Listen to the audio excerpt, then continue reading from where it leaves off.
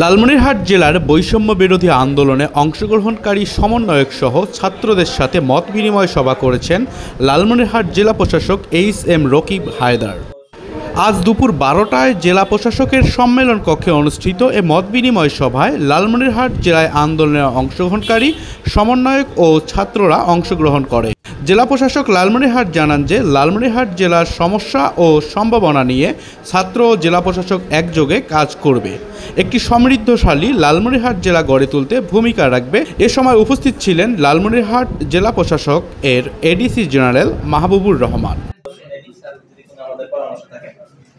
বক্তব্য আলটিমেটলি হয়ে গেছে। আমার মূল কথা হলো যেই মেসেজের মাধ্যমে যেই মানুষগুলোর রক্তের বিনিময়ে আমরা এই পরিবর্তন পাইলাম, এটা আমরা বৃথা যেতে দেব না ইনশাআল্লাহ।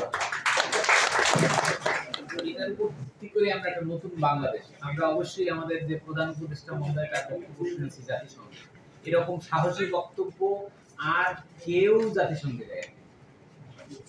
এইটাও আমাদের একটা সাহসের প্রতিপাদ্য বিষয়।